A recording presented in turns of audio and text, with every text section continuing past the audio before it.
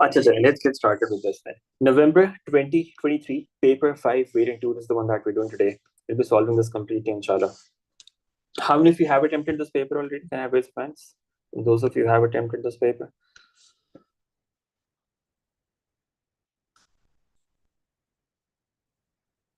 Okay, so just a few of you. बाकी लोगों का M1 भी था, I think. So that was probably an issue as well. Okay, all right.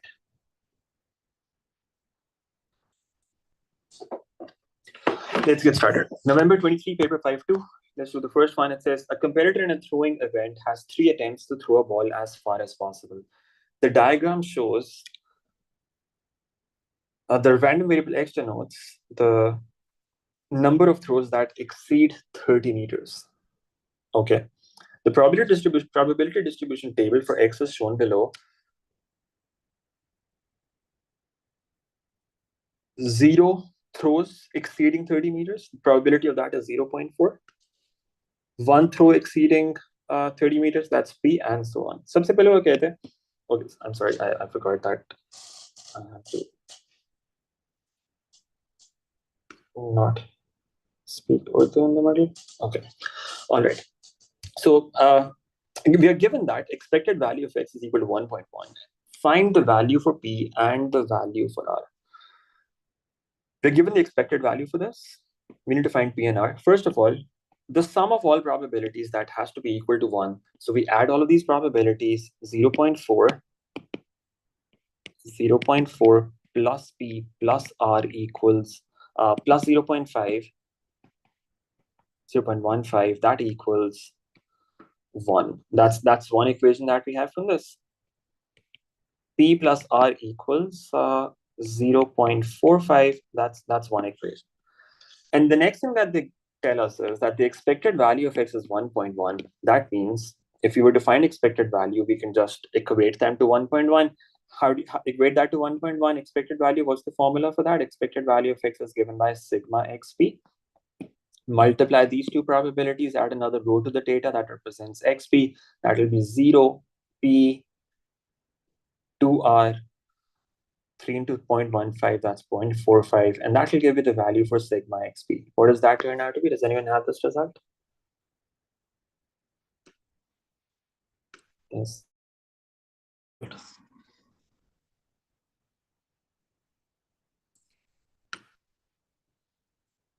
Okay, so we're already starting late. I would really appreciate if I can have multiple people doing the calculation, so we can try to be slightly quick, so we can try to end by around 11, inshallah, around 11, 11:15. Don't take it. Don't stretch it too much after that.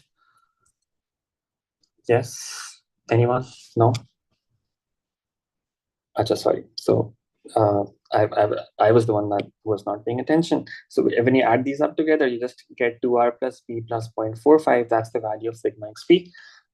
Yeah, so thank you for that. I am totally lost right now. Expected value of x is sigma xp, so that's what the sum turns out to be. That's 2r plus p plus 0.45. We did not need a calculator for that. Expected value of x is given to be 1.1, and that gives us 2r plus p. 2r plus p equal to, what about this? 0.55 plus 1, 0.65. That's another equation. We solve these simultaneously. We get the values of p and r from this. We can say from the first equation, p equals 0.45 minus r. From the second equation, we've got p equal to 0.65 minus 2r. Equate both of them, and that gives you 0.45 minus r. That equals 0.65 minus 2r. R equals 0.2 from this. Input that in any of those two equations. P equals 0.45 minus 0.2. And that gives us 0.25. That's the value of p that we were looking for. So p turns out to be 0.25 and r turns out to be 0.2. Is that okay? That's the first part. Now it says, find the numerical value for the variance of x. How do you find variance of x? Add another row to the data that represents x square p. Now there isn't enough space below, so I'm just going to write that on top here, x square p, that will be 0, p, 4r. What about this? 1.35. And then from this you get sigma x square p. And again, we don't need a calculator for this. That's just 4r plus p plus 1.35. I'll just write it as it is below. And then we would input the values of p and r in that. Okay, so sigma x square p, that's giving me 4r plus p plus 1.35. Let's input values. 4 into 0.2 plus 0.25 plus 1.35. What's the value that we get from this? What's the result that we get?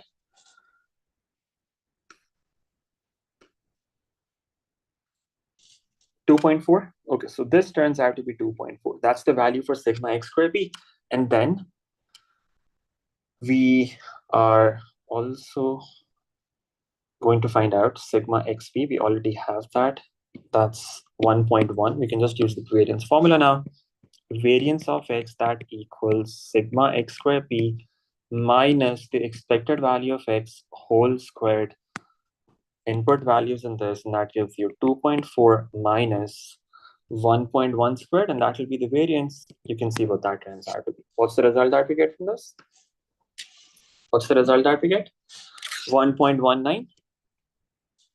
1.19, that's the variance of x that we were looking for, and that is our final answer. Okay, that was the first question. Fairly straightforward.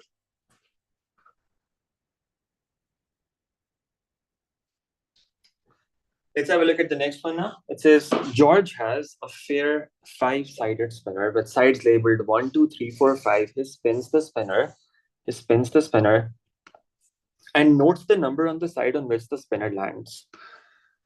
Find the probability that it takes fewer than 7 spins for George to obtain a 5. Okay, so we've got 5 numbers here. Probability that it takes fewer than 7 spins for George to obtain a 5. So we're talking about the success being classified as obtaining a 5. This is a success, right? What kind of distribution is this? Geometric distribution. We're talking about getting our first success, right? So that's geometric distribution.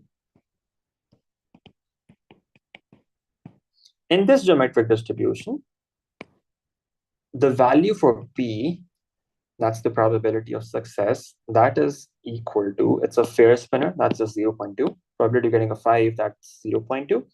And we are looking to find the probability of getting less than 7, getting our first success on less than 7 attempts, right? So that's what we're looking for, probability of x less than 7 in this geometric distribution. Now for our geometric distribution, we have a direct formula as well. X greater than r, that is equal to q raised to power r. That's the formula that we've got for geometric distribution. When you have inequalities involved, we can use this formula. To figure out the probability. Now, how is this going to work? Can we convert it to a greater than probability somehow? Less than 7 means 1, 2, 3, 4, 5, 6. These are the numbers that we want. The formula is for greater. We've got less here. So we'll have to do 1 minus something. Now 1 minus what? From 6 onwards, we do not want these numbers. These are the numbers on the right side that we do not want. So 1 minus probability of x greater than 6. Okay. So 1 minus q raised to power 6. And that will be 1 minus 0.8 raised to power 6. And that's going to give it the result. If p was 0.2, q was 0.8. These numbers can be described as numbers that are greater than 6, right? So we subtract from 1 the probability of x being greater than 6, and that will give us the result, which turns out to be 0.73785, which rounds off to 0.738. That's the final result that we get from this. In this case, if it's an exact answer, you can write the full thing as well, and that's okay. If it's not an exact answer, you would round that off to three significant figures, and that's 0.738. All right, that's your final answer. Let's look at the next one now. It says George spins the spinner 10 times. Find the probability that he obtains a 5 more than 4 times, but fewer than 8 times. Now, what distribution are we talking about now? Obtaining a 5, that's again the success criteria that we've got. Probability of getting 5 more than 4 times, but less than 8 times. So we want between 4 and 8 successes. Okay, between 4 and 8. Number of successes, we're talking about number of successes. So that's a binomial distribution. Probability of having a certain number of successes. It's a binomial distribution in which we're looking for probability of x being between 4 and 8. Now, in binomial, we do not have a direct formula for inequality. So we'll have to do it separately. Between 4 and 8 means x could either be 5, it could be 6, it could be 7. Right? These are the three probabilities that we've got. Now, what's the formula? NCR p raised to power r q raised to power n minus r, just input values in that. P is equal to 0.2, q is equal to 0.8. And that gives us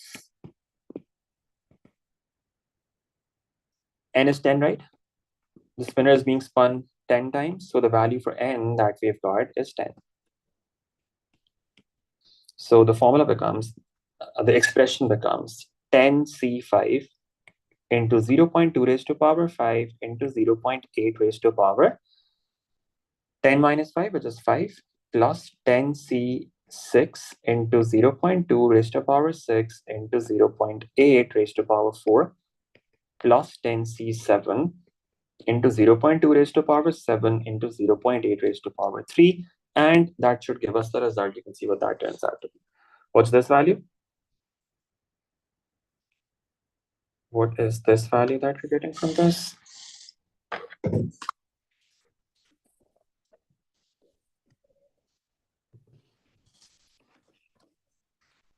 Point 0327. Okay.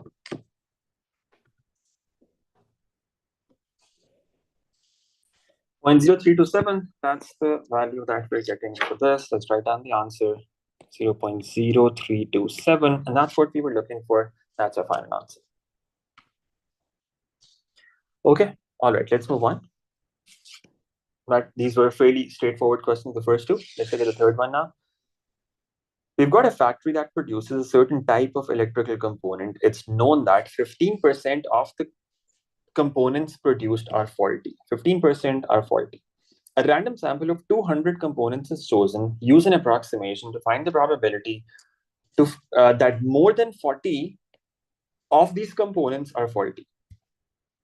Now, when they say approximation, that means the original distribution is binomial distribution, and we have to convert that to normal distribution. So that's what we're going to do here. The original distribution is binomial. What do we know about that binomial distribution? About this binomial distribution, we know about the binomial, we know that the number of times we're repeating something, that's 200. We're taking a sample of 200. N is equal to 200. We're talking about components being faulty. So that's our criteria for success. A component being faulty. That's how we are defining success. P is equal to 0.15. Success is the event for which we're finding the probability, right? In this case, we're finding the probability of the component being faulty. So that's what we call a success. P is equal to 0.15. Q is going to be 0.85. Now, we have to convert it to normal distribution. Now, how do you do that?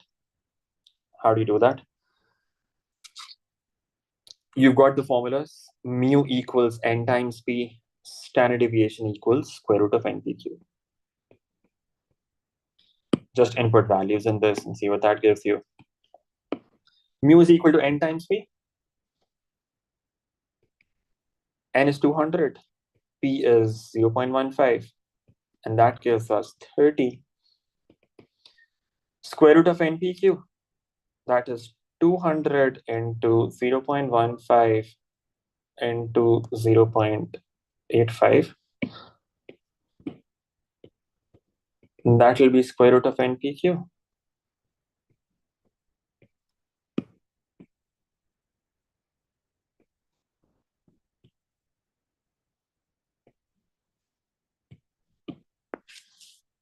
What's this? Achha, NP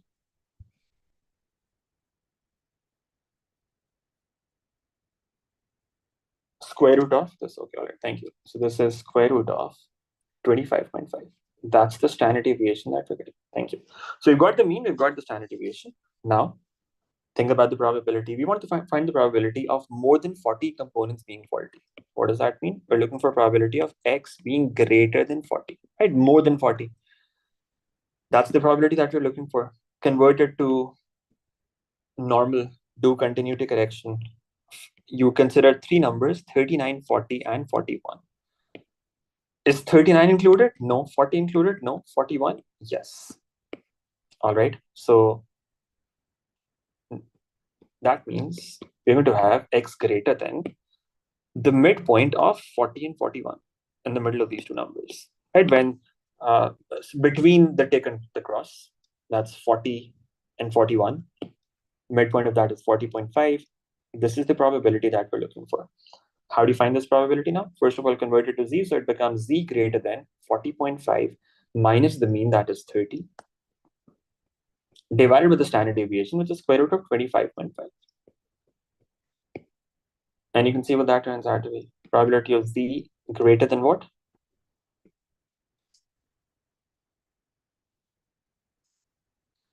What's this number? 2.079. It's a z value. We want to write this to 3 decimal places, and this turns out to be, you're saying 2.079. Okay, those of you asking about M1, I was actually getting a lot of messages on that. So I have made a quick video on that to explain my perspective, so I don't have to, repeat that again and again. I do not make such videos generally, so I did not know how big it's going to be. So it turned out to be, a lot of a few hundred MBs. So it's taking time to upload. It should be uploaded in some time, maybe in 45, 50 minutes. And you can find my perspective there. I would, in the classes now, want to focus on this for now. We can discuss that afterwards then. All right. You can find my perspective on that there. For now, let's focus on this. Probability of z is greater than this, 2.079. On Insta. On Insta. Probability of z is greater than 2.079. It's taking a lot of time. I don't generally post a lot of videos there on Insta, so it ended up being too big. So it takes a lot of time to upload for some reason. YouTube पे जल्दी हो जाते, but on Insta it's taking a lot of time. Achha. So 0.15, this is what we got. Now, how do you find this probability? Probability of z greater than this. This is not the standard form. This is not the standard form. The standard form is z less than a positive number, right? We have to convert it to that form. We have to convert it to that form. How do you do that? This is what the normal distribution curve looks like. This is what the normal distribution curve looks like. Where is the positive value going to be? 2.079. That's going to be on the right side somewhere. Let's say this is 2.079. Okay, just give me a second. My son will not let me continue like this.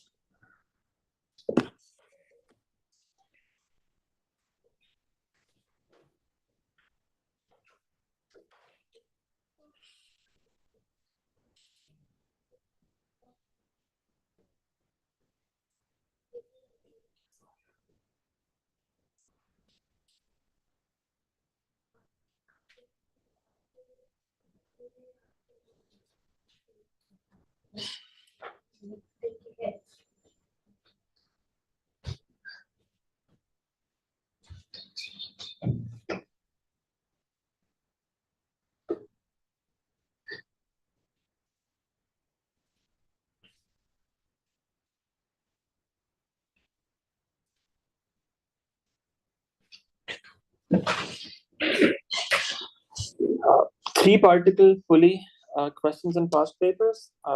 Yes. Why is that relevant now? Everyone to ho gaya. But yes, three particle pulley questions. Yes, you have two pulleys and you have three particles. That does happen sometimes. Yes. Probability of z greater than this. There's nothing different in terms of concepts there. It's the same concept. You just apply Newton's second law of motion on each particle separately. Okay. What about this now? How do you find this area? You can find the area to the left side. Subtract that from 1. What would that be? 1 minus probability of z less than 2.079. What do we get from this? This is the standard form now that we can use the table for.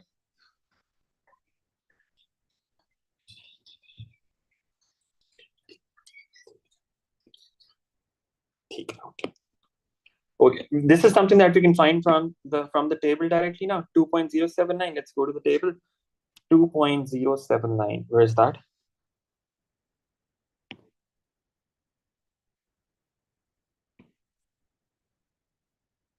Z value of 2.079. 2.0 and then 7 here. That's this. And then 9 on the right side at the end. We've got 4. That's 0.9808. Add 4 at the end, and that gives you 0.9812. That's the probability that we've got, 0.9812.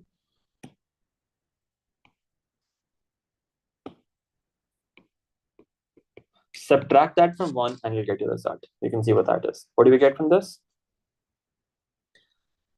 What's the result that we get from this?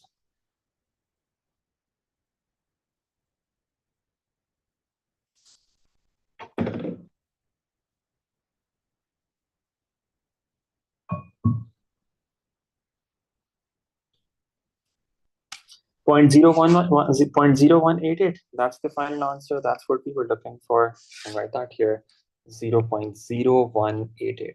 Okay, thank you. That's it. That's again a standard normal distribution question, binomial to normal approximation. That's all that you had to do here.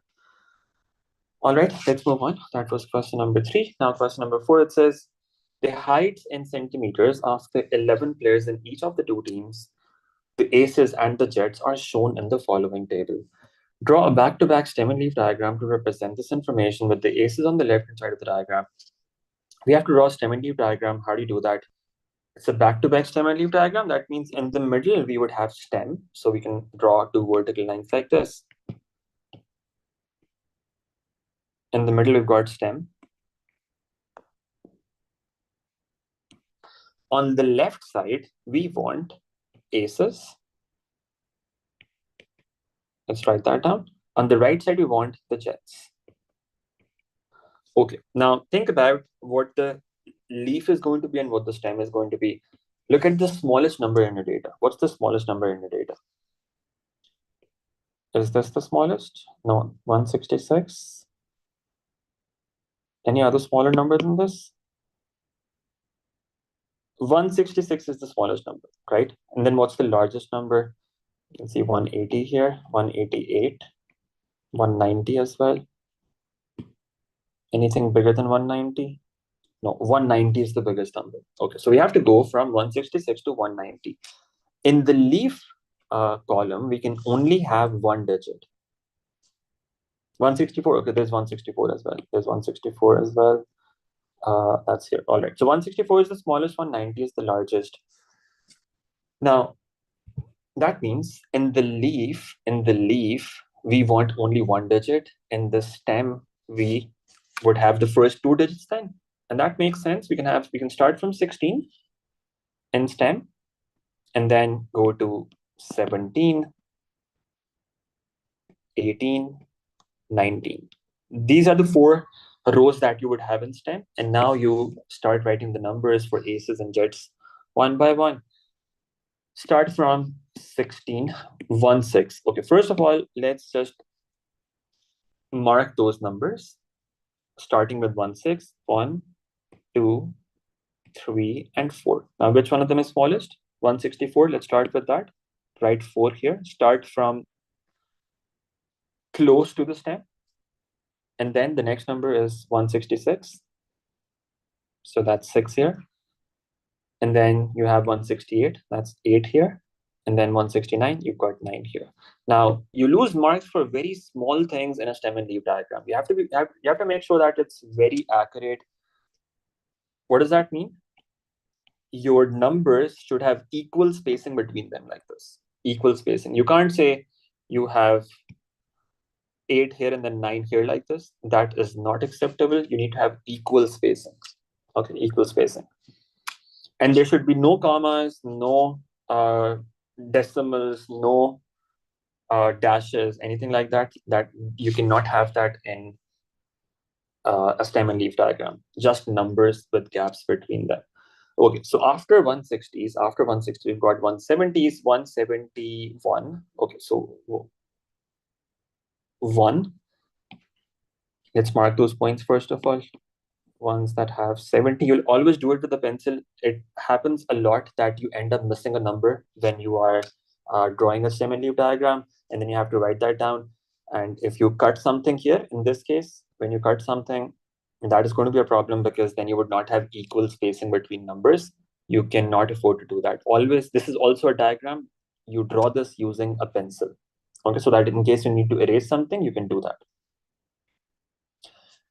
You can leave this empty as well. You don't necessarily have to label this. However, you do have to label this thing and this thing. That labeling is necessary, but the middle part, you can leave it as it is as well. That's okay. All right, 171.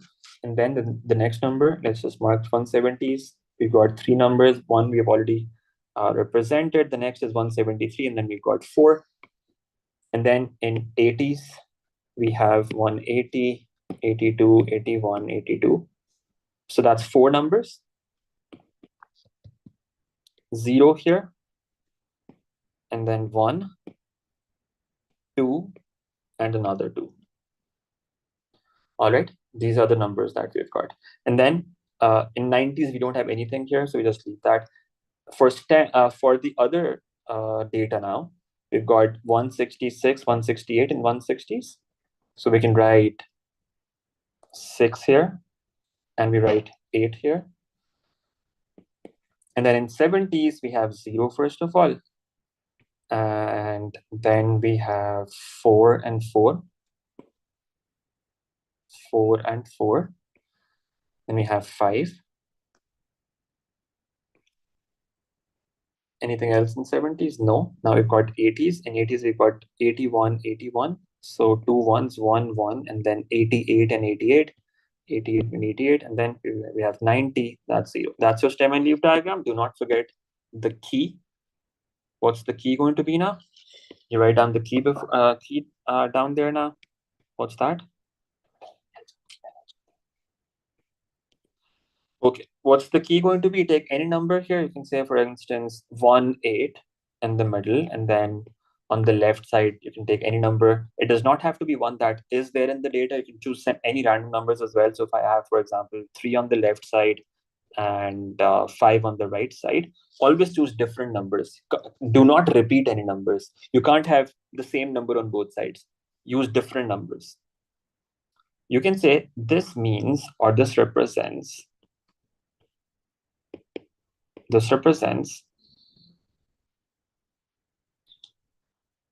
183.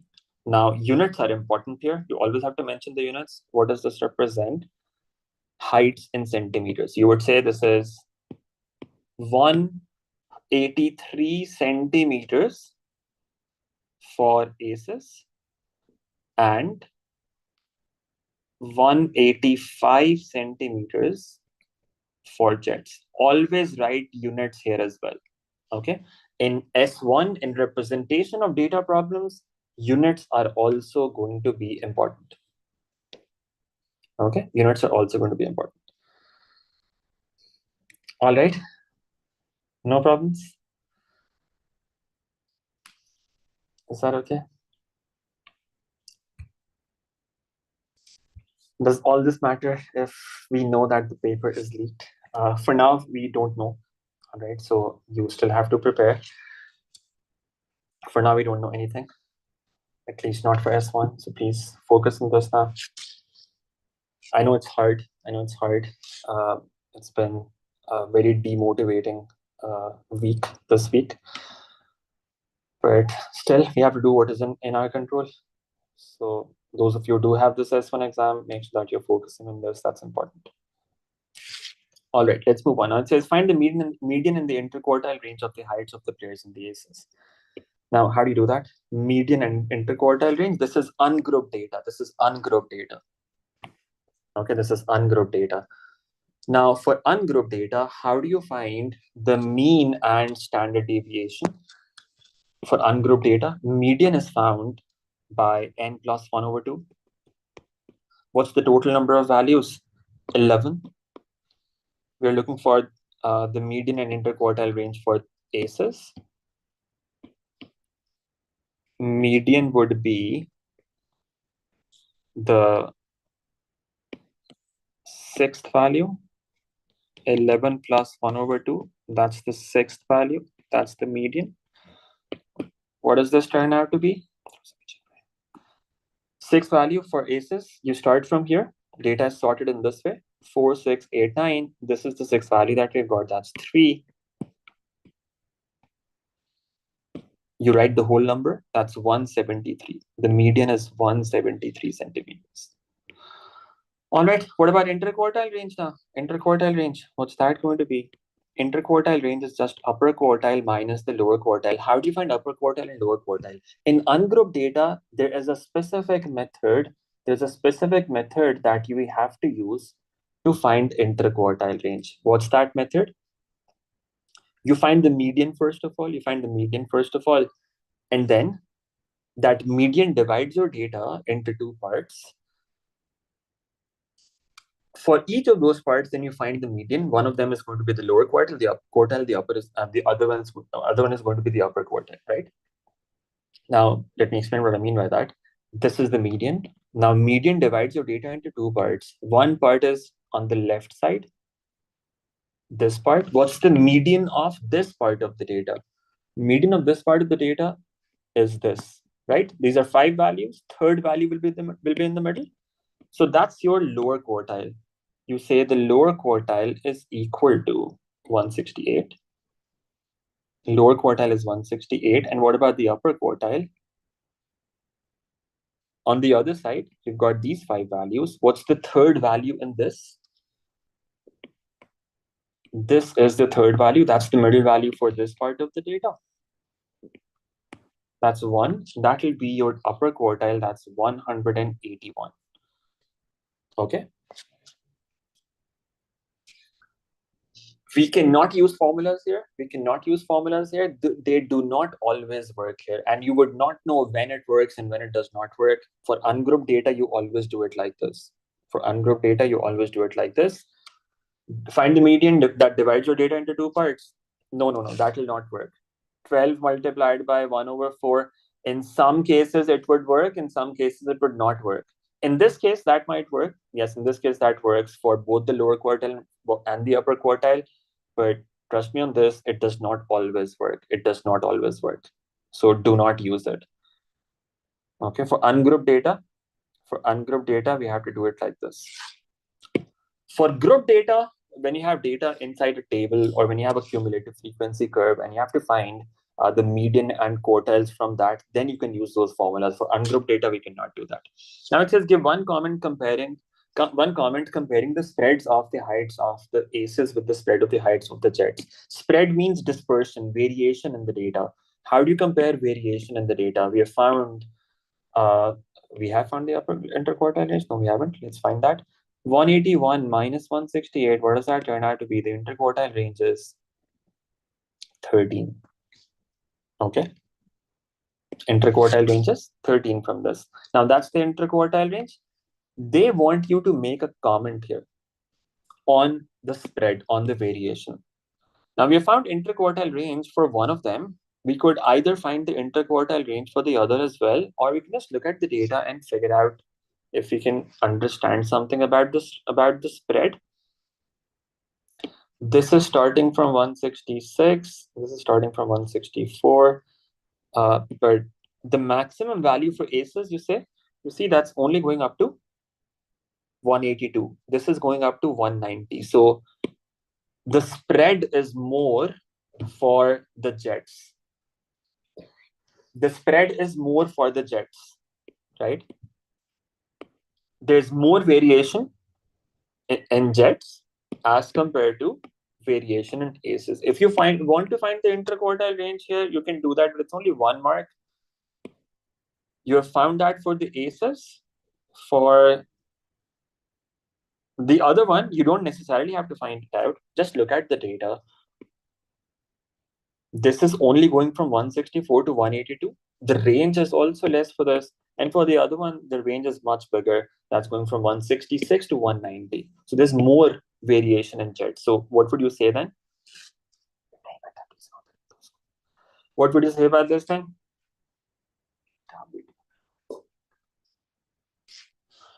What would you say then? There is more variation. There is more variation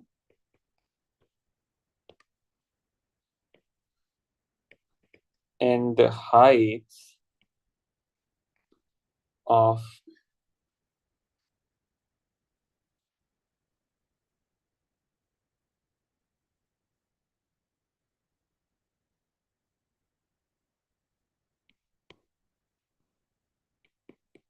Jets players. There's more variation in that, right? That's what you would write down here. Make sense? And that's it. Let's move on. Question number 5. It says the heights of the members of a club are normally distributed. We've got normal distribution again now. These heights are normally distributed with mean 166 centimeters and standard deviation 10 centimeters. Okay. Find the probability that a randomly chosen member of the club has height less than 170 centimeters. How do you do that? Heights are normally distributed, so there's normal distribution. Mean is this, standard deviation is 10. Probability of height being less than 170, that's what we're looking for. We know the value for the mean. We know the value for the standard deviation. How do you find this? You've got data given. You're looking for probability. You convert it to z first of all. So it becomes probability of z less than 170 minus the mean, that's 166, divided by standard deviation, which is 10. See what that gives you. Probability of z less than 4 over 10, which is 0.4. Now, this is a standard form already, z less than a positive number. We don't have to convert it to any other form. We can find this directly from the table. Z less than 0.4, let's go to the table.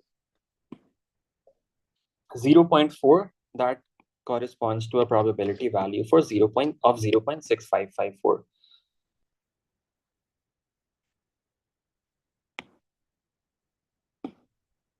0.6554. You can write this as 3 significant figures as your final answer. That's 0.655, and that's it. That's what you wanted to find out in this part. Is that all right? Fairly straightforward. Now it says in part B, given that 40% of the members have heights greater than 8 centimeters, probability of height being greater than h, what is that? 40%, we can say that's 0.4. Find the value of h corrected to decimal places. How do you find this? Now this is probability given. We have to find some missing information in the data, so that's inverse normal now. This is inverse normal, okay? So we've got the probability given, there's something missing in the data. How do you find this missing information in the data? You would convert it to z first of all. You'll say probability of z greater than some value, which we have to find out, is equal to 0.4. And now we need to figure out if this value is positive or negative, right? If this value here in this box, if that's a positive value or negative value. How do you figure that out? You draw a normal distribution curve. This is what it looks like. You've got 0 in the middle. You've got 0 in the middle. And you are saying area to the right side. This is greater than sign, right? So we're looking at the right side. area towards the right side, that is equal to 0.4. Now, what can we say about 0.4? Is 0.4 a smaller value or a bigger value? If you compare that with 0.5, 0.4 is a smaller value. Area to the right is smaller than 0.5. So where do we place z then? Is it a positive? Where do we place this number? Is it a positive value or a negative value? If we place that on the left side, the area to the right would be bigger. If we place that on the negative side, if we place that on the positive side, then the area to the right is smaller, and that's what we want. We want the area to the right side to be smaller. So if whatever this number is, we have figured out that this is a positive value, first of all. Now, since it's a positive value, we know that this area on the right side is 0.4. If this area is 0.4, what about the area to the left of that? This whole region is 0.6. So we can say probability of z less than that value of z, that is equal to 0.6. And now, corresponding to this probability value, we can find the corresponding z value and see what that turns out to be. Okay, let's go to the table now. Find the z value corresponding to this probability and see what that turns out to be. Probability was 0.6, right? I forgot that. Yeah, 0.6. 0.6, find 0.6000 here in the table, and the probability values 0.6000. That's what we're looking for. Now, where is that going to be? It's going to be between these two values, right? What's the smaller value? The smaller value is this. You consider this. This is 0.2. This is 5. Right?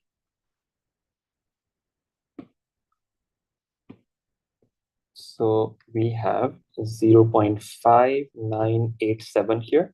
What's the difference? The difference is 1, 3. We need to add 1, 3 more here on the right side. This is 1, 3.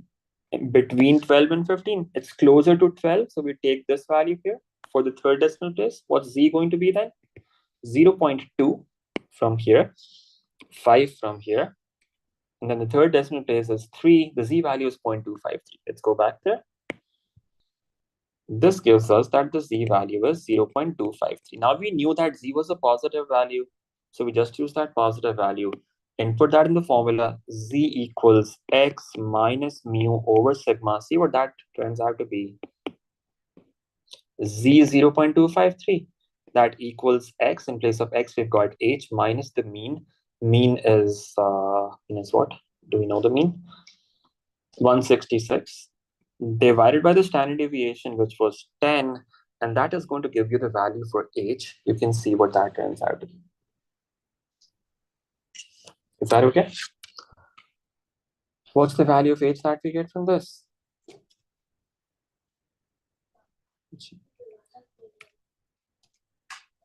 What's the value of h that we get from this?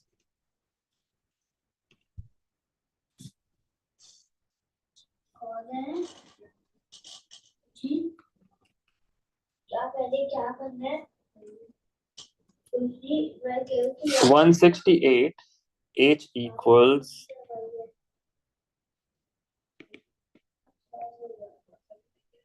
168.53.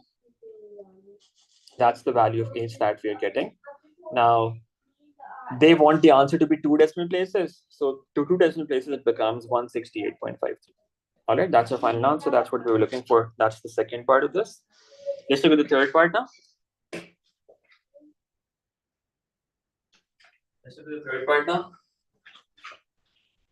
The third part says the random variable x is normally distributed with mean mu and standard deviation sigma. All right. Given that sigma is equal to 2 over 3 times mu, find the probability that randomly chosen value of x is positive.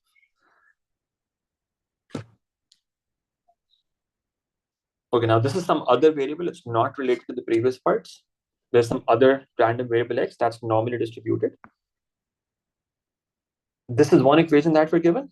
We want to find the probability that a randomly chosen value of x is positive. So X greater than 0, right? Positive means X has to be greater than 0. That's the probability that you want to find out. Now, how do you do that? Is that simple normal distribution or inverse normal distribution? We've got data given and we want to find the probability. We've got data given and we want to find the probability, right? This is simple normal. Let me go back to part A after this. That was a simple inverse normal, as in there wasn't any complication in this. You can watch it in the recording again as well. Probability of X greater than 0. We want to figure this out. How do you do this? You convert it to Z first of all. So it becomes Z greater than 0 minus the mean, 0 minus mu divided by sigma. That's what you want to find out. Now, how do you find this probability? We are given that sigma is equal to 2 over 3 times mu. What we can do is, inside this equation, we can say, let's input sigma equal to 2 over 3 times mu. So 2 over 3 times mu. Now this becomes probability of Z greater than, mu and mu get cancelled, and 3 will go to the numerator, and it will become Z greater than minus 3 over 2. And that is probability of Z greater than minus 1.5. This is what you want to find out. How do you find this probability? This is not the standard form that we can use the table for. The standard form is probability of Z less than a positive number. This is Z greater than a negative number.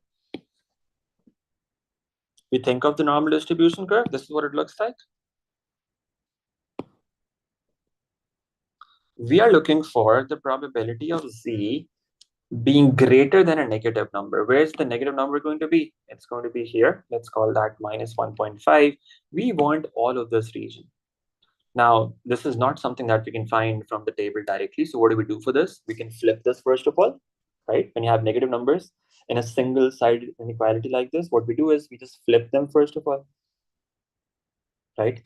Let's flip this. That gives us probability of Z less than 1.5. Right? If you were to flip this diagram, the area that you would get from that would be symmetrical to this area. So let's say we've got 1.5 here. The area to the left of 1.5 is going to be the same as the area to the right of minus 1.5. So we can instead find this area now. This is the standard form. Let's go to the table, find this probability directly and see what that turns out to be. At 1.5, we've got 0.9332. 0.9332. You can round that off to 3 significant figures. That's 0.933, and that's your final answer. And that's what we were looking for. That's the probability. Is that okay? S1, no. Anything that you hear about S1 being leaked, that's not true. Papers, if they get leaked, unfortunately, that happens the night before that. Usse pehle nahi hote normally. There's always a first time for everything, yes, but normally it's only the last night that things like this happen. So no, if anyone is telling you that S1 is leaked, that's not true. That's what I think. That's very unlikely to be true. Okay, let's move on. Question number 6. It says Freddy has 2 bags of marbles. Bag X contains 7 red marbles and 3 blue marbles. Bag Y contains 4 red marbles and 1 blue marble. Freddy chooses one of the bags at random. A marble is removed at random from that bag and not replaced. A new red marble is now added to each bag. A second marble is then removed at random from the bag that the first marble had been removed from. Draw a tree diagram to represent this information, showing the probability on each of the branches. Okay, now first of all, what's happening is you're choosing one of the bags at random. So that's the first thing that you're doing. You're choosing a bag. Now, what's the probability? What's the probability of choosing a bag? What are the possible cases for choosing a bag? The bag could either be X or it could be Y. That's the first set of branches you have. One of the bags is chosen at random. So the probability for both of them is going to be 0.5 or 1/2. Okay, then if bag X is chosen, one marble is removed from that bag. What could that marble be? It could either be a red marble or it could be a blue marble. These are the two possibilities that you've got. Again, you would draw this using a pencil. Do not use a pen for this. Use a pencil for this, okay? So that in case you need to edit something, correct something, you can do that. Okay, what about this now? So we take one marble from each of these bags. And then what's the probability for this?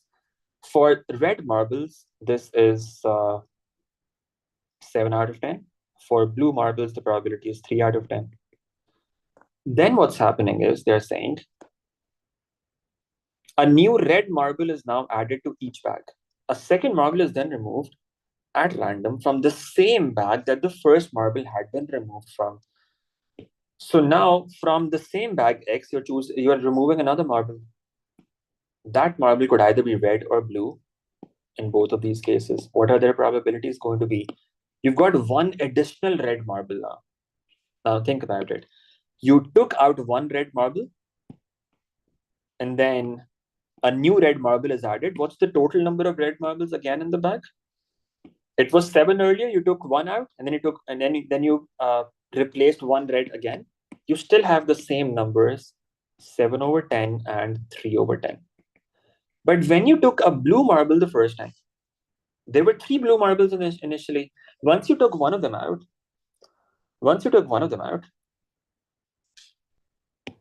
how many blue marbles are you left with? 2 blue marbles. And what about the red marbles? What about the red marbles? You had 7 of them earlier. Now you've got 8 of them because they added another red marble. Okay, so now in this case, we've got 8 red and 2 blue. So probability of red is 8 out of 10. For blue, it is 2 out of 10. That's what happens in this part of the tree. And then in the next part of the tree, what happens here? You could either have red or blue. Again, red, blue, red, blue. If you take out a marble from the bag Y, it has 5 marbles. If you take out a red one first, the probability of that is 4 out of 5. For blue, it's 1 out of 5. A new red marble is added. So that means if you take a red out the first time, the second time, the probabilities are going to remain the same for the same logic that we used here. 4 out of 5 and 1 out of 5. If you took out the blue one first time, then you have 4 red and 0 blue left. You add another red, it becomes 5 red. So this probability is 1, this is 0. You could also just not show the blue branch here. You could ignore that as well. But if you show that this is what it would look like, that's your tree diagram, that's what you wanted to find out. Any problems with this?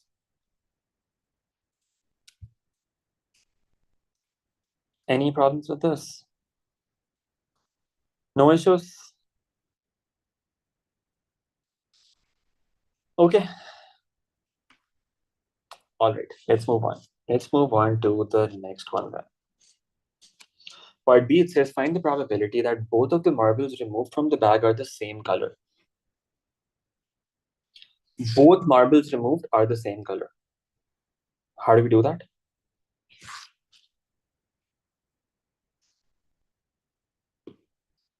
Red, red, blue, blue, red, red, blue, blue. But we also have 0.5 before that. Also consider that. Find all of these probabilities, add them up together, and that should give you the result.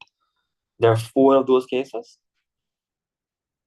What do you get for each of them? You multiply them 7/10 into 7/10 into 1/2. See what that gives you? 49/100, which becomes 49/200 then. That's the first case. The second case, 3 into 2, that is 6. 6/200. 16/25, and then divided by 2, that's 50. 16/50. And this is just going to be 0. You add all of these numbers up. 49/200. It's a 4-mark question. You should show at least this much working. You can show this on the tree diagram directly, and that's okay. But then here you would write 49 over 200 plus 6 over 200. Now, do we have a conditional probability part next? Given that, okay. So when we have conditional probability part next, it's a good idea to write down here which cases you're talking about. So the first one is red, red, X, red, red, and this is X, blue, blue. And the next case would be Y, red, red, and Y, blue, blue, right? All right. Now, what's the next one? 6 over 200. This is 16 over 50.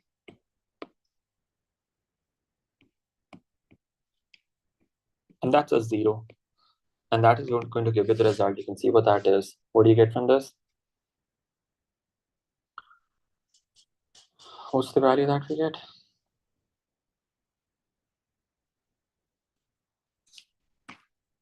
0.595. Okay, thank you.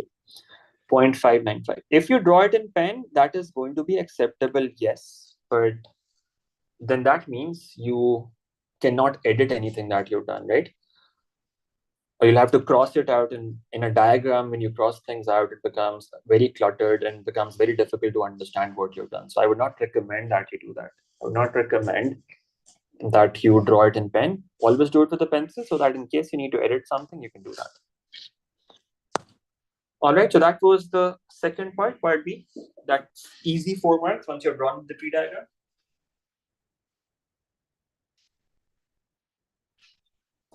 Okay, what next? Now it says, find the probability that bag Y is chosen given that the marbles removed are not the same color, not both the same color.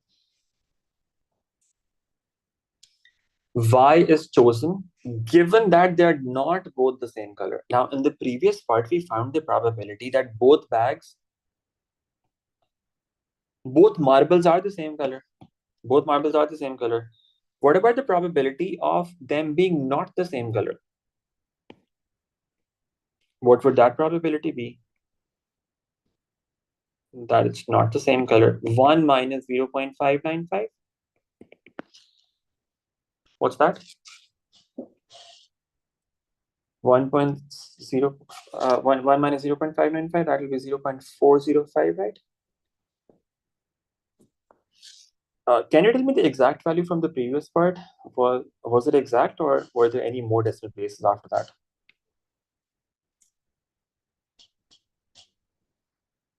In the previous part, 0.595, was that exact?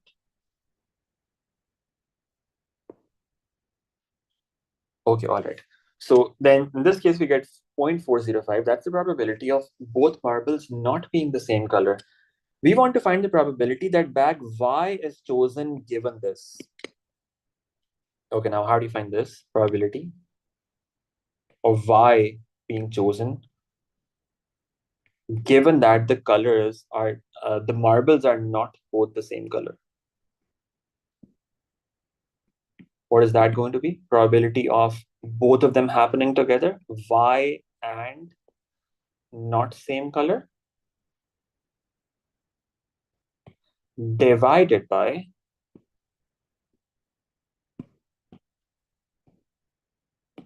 probability of them being not the same color. That's 0.405. Or let me actually write that down fully first. Probability of them not being same color. So now we know the denominator of this. Denominator is just going to be 0.405. What about the numerator? Look at the data. Not same color. What's that case? You could have red blue or blue red. Let's find these cases. The first one is 4 into 1. That's 4. I'll just write this as 1 over 2. That makes the calculations easier here. Okay, 4 over 50. That's this branch, this. 4 over 50. Different colors. This and this. What's that going to be? That's 1 out of 10. So 4 over 50 and 1 over 10. These are the two cases when you've got Y and the colors are not both the same. That's your numerator. That's what your numerator is going to be. Input that on your calculator and that will give you the result. You can see what that turns out to be. What do you get from this? This was actually more complicated than the previous one. That was fairly straightforward. That was 4 marks and this is 2 marks. But you get the idea. What's the result that we get from this? Anyone?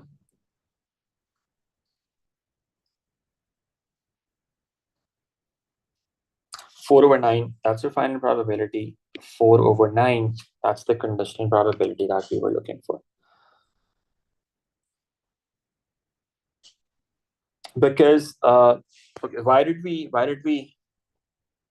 multiply by 0.5? Because they're also choosing the bag at random. So first of all, one of the bags is chosen at random. There are 2 bags. They have equal probabilities of being selected, right? 1/2 and 1/2, like this. All right. Let's have a look at the next one. That's the last question that we've got in this paper. Question number 7, it says, find the number of different arrangements. Okay, so something happened to my internet connection here. Can you guys still see me? Still see the screen at least? Yes or no?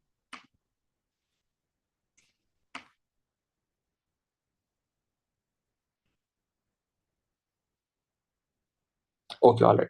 So my other device got disconnected. All right, find the number of different arrangements of the 9 letters in this word in which no consonant is next to another consonant. Okay, consonants have to be separated. Okay, now what are the consonants? N, D, R, M, D. These are the consonants. There are 5 of them, and the remaining are vowels A, O, E, A. Okay, so what is it that we want to separate? We want to separate N, D, R, M, D. There are 5 of those letters that they are the ones that we want to separate, and the remaining letters, vowels, we do not want to separate them, A, O, E, A. So when you want to separate objects like this, we can use the dashes and stars method, right? We want no consonants together. What is it that we do not want to separate? Vowels is something that we do not need to separate. We can have dashes for them, 1, 2, 3, 4, like this. And in the middle, we've got stars. In the gaps, we've got stars that represent the consonants. Now, in these positions, in the dashes, we can have the 4 vowels. Which ones are they? A, O, E, and A. In how many ways can we arrange them? 4 factorial, but two of them are identical. A's, we divide by 2 factorial because of that. Consonants, there are 5 consonants, and it turns out we've got 5 places for them. 5 objects, 5 places. We can just use factorial here as well. If you want, you can use permutation as well. 5p5, that's the same thing. You would say multiply this by 5 factorial, but then in this case as well, these are identical. We divide by 2 factorial because of that, and that gives us the result. You can see what that is. All right, what do we get from this?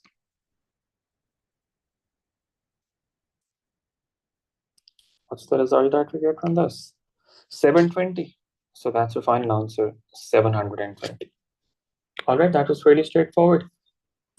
If you know the dash and stars method, you can just do it like this. All right, we just have to separate all the consonants.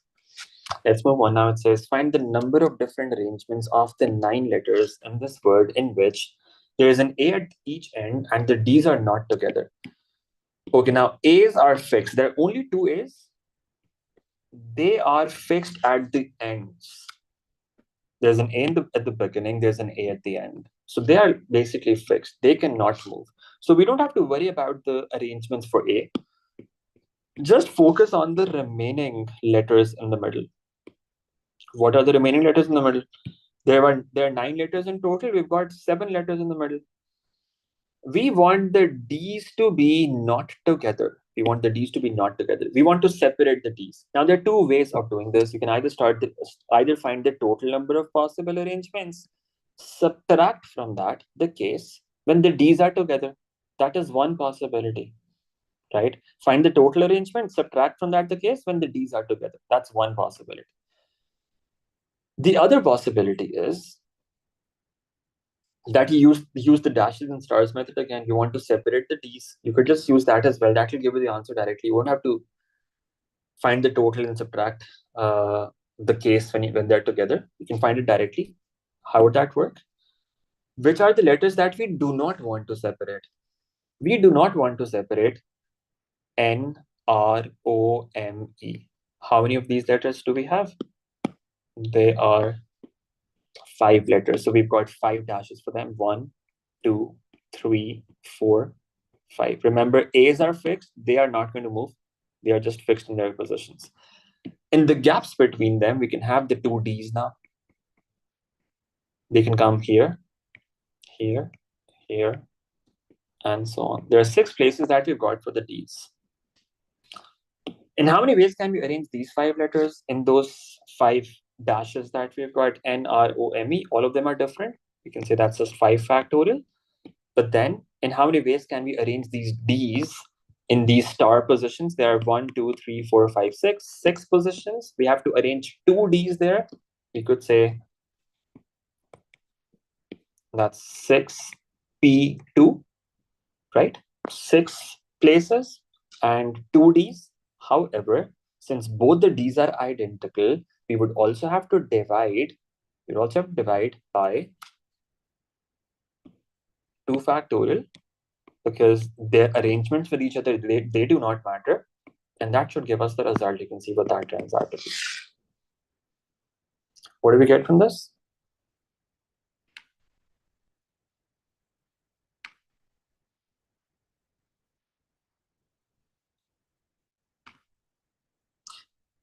What's the answer? 1800. And that's our final result. That's what we were looking for. This turns out to be 1800. Okay, that's part B. Again, not that difficult. There are multiple ways of doing this. You could also do total minus together. That will also work. But remember, A's are fixed. You don't have to do anything with A's, right? They're just on the end. You can just ignore them as well because their positions are fixed. All right, now it says 4 letters are selected at random. So now we're talking about selection. From the 9 letters in the word this, find the probability that the selection contains at least 1 D and exactly 1 A. Now this is that case, remember. You have combination, you have probability that they're asking about.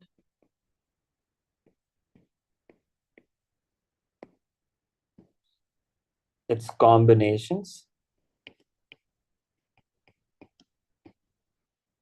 And you've got some repeated letters. They're repetitions. When these 3 conditions are met, remember what we used to do in this case? Treat all letters as different. Whatever objects you have, you treat them as different. You treat all letters as different. You treat this as A1, A2. The D's separately, D1, D2. These are going to be considered different letters when you're finding probability. There's a whole logic behind it. That you can understand. If you want, you can look at the S1 playlist, probability and permutations and combinations. You'll find that in one of the combinations videos there. But the takeaway from that for now is whenever they ask you to find probability and you have combinations involved and you have some repeated letters, some identical objects, you treat all letters as different, treat all the letters as different categories. So which are the repeated letters? You've got A. You'll make cases for the repeated letters separately, A and D. And then the remaining letters, which are all different. There are 2 A's, there are 2 D's. The remaining letters, which are all different, we can treat them as one category. Let's call them X. The remaining letters, which are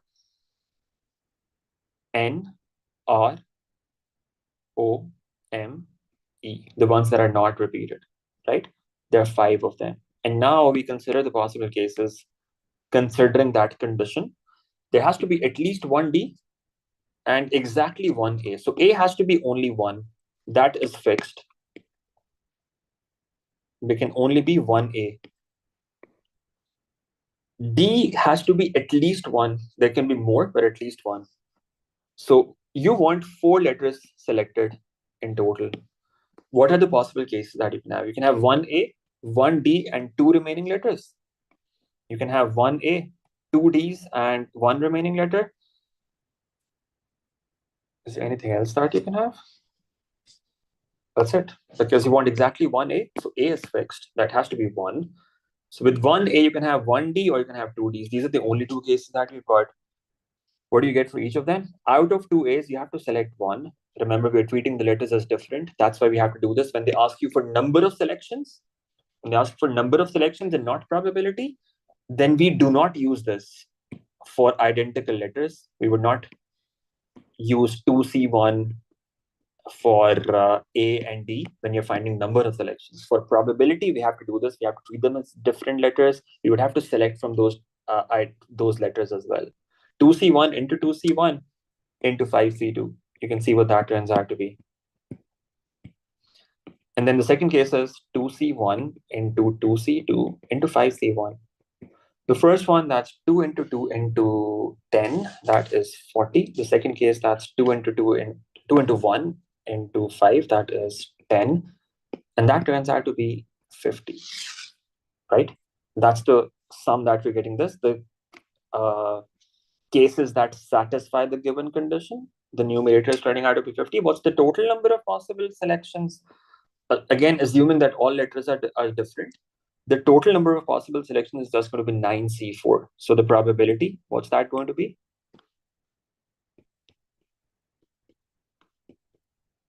Probability would be 9C4, no, 50 divided by 9C4. You can see what that turns out to be, and that will be your probability. What's 9C4? 9C4 is 126, so that's 50 over 126. You can simplify that if you want. That becomes 25 over 63, and that's the probability that we were looking for. If they asked you for number of selections, then in that case, you would not be doing this part. Just 5C2 and 5C1 in that case. But in this case, you have to do that when you're looking for probability. You treat the letters as different because otherwise the probability formula like this does not work. Probability formula requires that each outcome has equal probability. When you have multiple letters, that causes problems. So to address that, we do something like this. Okay, there's a whole logic behind that. That will take like 10-15 minutes to explain. You can find that in one of the other videos if you want to understand that. But that's it. That completes this paper. I hope that makes sense. Any quick questions before we end? I'm sorry we started very late today. So the class is ending very late as well for that reason. Any questions, anyone? Does this make sense to everyone? Any problems, any questions?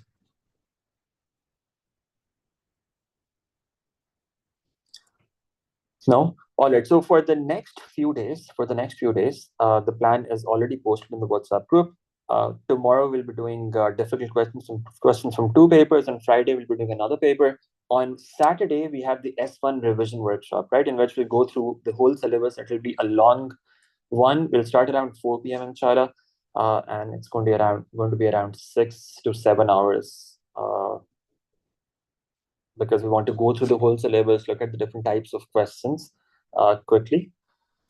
So that's going to take around 6-7 hours. So be prepared for that. We'll start around 4 p.m. on Saturday, inshallah, and that will be around until around 10:30, inshallah. Okay. So that's the plan for the rest of the week. For those of you asking about M1 again and again, I will be posting a video on that soon. It's taking time to upload, but it will be uploaded soon. So I've just put out my perspective on that there. So those of you asking about it, so I don't have to repeat that in every single class.